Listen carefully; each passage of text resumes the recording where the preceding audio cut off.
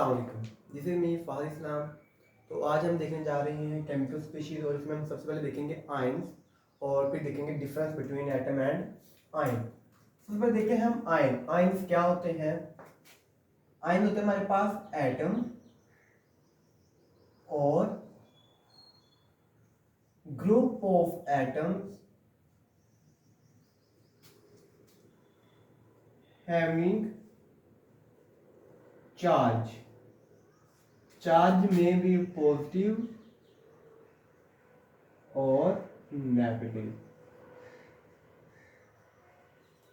Ion हमारे पास क्या है? कोई भी एटम या फिर ग्रुप ऑफ एटम्स। एटम्स का मजमूआ या एटम का ग्रुप भी हो सकता है। हैविंग चार्ज ऑन इट, जिसके ऊपर चार्ज हो।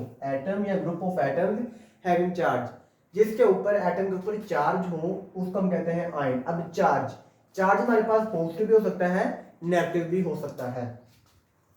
अब हम देखते हैं अगर हमारे पास चार्ज पॉजिटिव हो और नेगेटिव हो, फिर क्या कंडीशन है हमारे पास। अगर हमारे पास एटम के ऊपर पॉजिटिव चार्ज है, atom having positive charge, it is called as cation. अगर एक एटम के ऊपर चार्ज है उसको हम कहते हैं आयन। अब चार्ज हमारे पास दो किस्म के हो सकते हैं, पॉजिटिव भी हो सकता है, नेगेटिव भी हो सकता है। अगर तो एटम के ऊपर पॉजिटिव चार्ज है उसको हम कहेंगे कैटायन। अब हमें देखना है ये कैटायन बनता कैसे है। कैटायन बनता है formed when lose electron from outermost shell.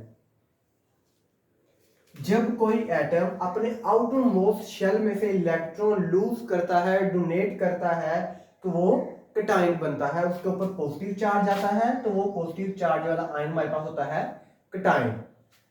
अब देखते हैं क्या है। फॉर एग्जांपल हमारे पास है हाइड्रोजन। हाइड्रोजन के पास सिर्फ और सिर्फ एक ही इलेक्ट्रॉन होता है। इसके वैलेंस शेल में एक ही शेल होता है इसका, और उसमें सिर्फ और सिर्फ एक इलेक्ट्रॉन होता है। ये अपना एक इलेक्ट्रॉन लूज कर देता है। जब ये अपना इलेक्ट्रॉन लूज करता है हमारे पास, तो ये बन जाता है H पॉजिटिव प्लस इलेक्ट्रॉन। तो यहाँ पर हाइड्रोजन था, हाइड्रोजन ने अपना इलेक्ट्रॉन लूज किया है तो इसके ऊपर आ गया है पॉजिटिव चार्ज, और पॉजिटिव चार्ज आ गया तो इसको हम कहेंगे कैटायन। इसी तरह हमारे पास है सोडियम Na का एटॉमिक नंबर है 11। तो इसके वैलेंस शेल में भी सिर्फ और सिर्फ एक ही इलेक्ट्रॉन होता है। दो इसके पहले शेल में 2 इलेक्ट्रॉन, दूसरे शेल में 8 इलेक्ट्रॉन, और तीसरे शेल में जिसका वैलेंस शेल है सिर्फ एक इलेक्ट्रॉन होता है। तो ये अपना एक इलेक्ट्रॉन लूज करेगा। Na जब इलेक्ट्रॉन लूज करेगा तो इसके ऊपर पॉजिटिव चार्ज और प्लस इलेक्ट्रॉन, ये हमारे पास एक कैटायन बन गया हमारे पास। अब अगर जब ये इलेक्ट्रॉन लूज करता है तो इसके ऊपर पॉजिटिव चार्ज क्यों आता है? अब अगर हम देखें सोडियम की बात करते हैं तो Na, इसके सोडियम के एटम में हमारे पास 11 इलेक्ट्रॉन होते हैं और 11 ही प्रोटॉन।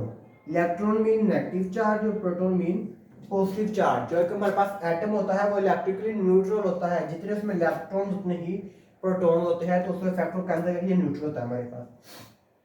अब 11 इलेक्ट्रॉन 11 प्रोटॉन।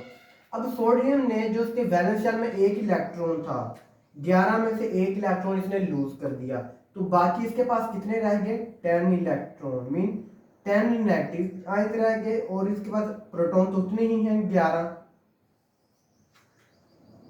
एक इलेक्ट्रॉन कम होकर 10 इलेक्ट्रॉन रह गए, मगर प्रोटॉन 11 के 11 ही हैं।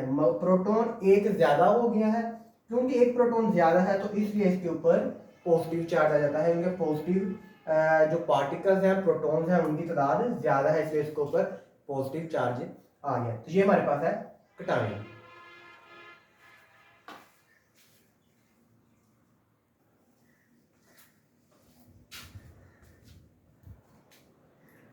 नेक्स्ट हमें देखना है अगर एटम के ऊपर नेगेटिव चार्ज आ जाए। जब एटम हैविंग नेगेटिव चार्ज, जब एटम के ऊपर नेगेटिव चार्ज आ जाए तो उसको हम कहते हैं अनायन। अब पॉजिटिव चार्ज आ गया टाइम, नेगेटिव आ गया अनाइन। अब अनाइन बनता कैसे है, अनाइन की फॉर्मेशन कैसे होती है, formed by the gain of electrons. जब एक एटम हमारे पास या ग्रुप ऑफ एटम्स इलेक्ट्रॉन को गेन करता है, एक्सेप्ट करता है, तो उसके ऊपर नेगेटिव चार्ज आता है और वो बन जाता है हमारे पास अनाइन। एग्जांपल देखते हैं, क्लोरीन। क्लोरीन के हमारे पास एटॉमिक नंबर है 17। इसके वैलेंस शेल में हमारे पास 7 इलेक्ट्रॉन होते हैं और 7। ये अपना ऑक्टेट मुकम्मल करने के लिए एक इलेक्ट्रॉन गेन कर लेता है। जब क्लोरीन एक इलेक्ट्रॉन गेन करता है तो इसके ऊपर नेगेटिव चार्ज आता है और ये बन जाता है क्लोरीन आयन, अनाइन एक बन जाएगा हमारे पास।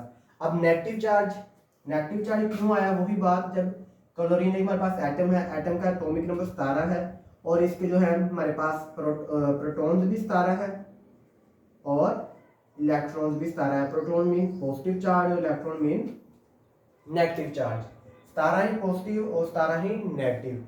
जब इसने एक इलेक्ट्रॉन गेन कर लिया तो ये टोटल हो गया हमारे पास 18 इलेक्ट्रॉन, मीन 18 नेगेटिव चार्ज।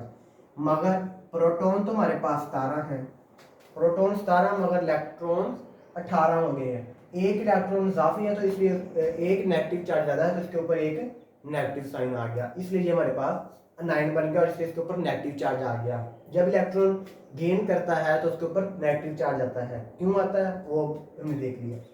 अब एक और एग्जांपल देख लेते हैं, हमारे पास है ऑक्सीजन 2 इलेक्ट्रॉन गेन करता है और ये बन जाता है O2 नेगेटिव। अब ये 2 इलेक्ट्रॉन गेन कर रहा है तो 2, अब सिर्फ 2 इलेक्ट्रॉन, क्लोरीन ने 1 क्यों किया, सिर्फ 2 क्यों किए। क्लोरीन के पास सिर्फ वैलेंस शेल में 7 इलेक्ट्रॉन है, इसको अपना ऑक्टेट मुकम्मल करने के लिए 1 इलेक्ट्रॉन चाहिए, तो ये 1 इलेक्ट्रॉन एक्सेप्ट करेगा। 1 इलेक्ट्रॉन ज्यादा होगा तो हमारे पास प्रोटॉन से तो 1 साइन आएगा, एक नेगेटिव आएगा। अब हमारे पास ऑक्सीजन का जो है एटॉमिक नंबर है 8। इसके वैलेंस शेल में हमारे पास होते हैं 6 इलेक्ट्रॉन्स, 2 4 6 है, तो इसको अपना ऑक्टेट मुकम्मल करने के लिए 2 इलेक्ट्रॉन्स चाहिए, तो ये यहाँ पर 2 इलेक्ट्रॉन्स गेन कर लेगा। जब ये इलेक्ट्रॉन गेन करेगा तो इसके ऊपर 2 नेगेटिव आ जाएगा, क्यों, क्योंकि यहाँ पर ऑक्सीजन के पास 8 इलेक्ट्रॉन थे, 8 ही प्रोटॉन्स थे, ये तो न्यूट्रल है। जब इसने 2 इलेक्ट्रॉन गेन किए तो इसके पास 10 इलेक्ट्रॉन हो गए, मगर प्रोटॉन्स 8 ही हैं और ये 2 इलेक्ट्रॉन इजाफे हैं तो इसके ऊपर 2 नेगेटिव आ गया।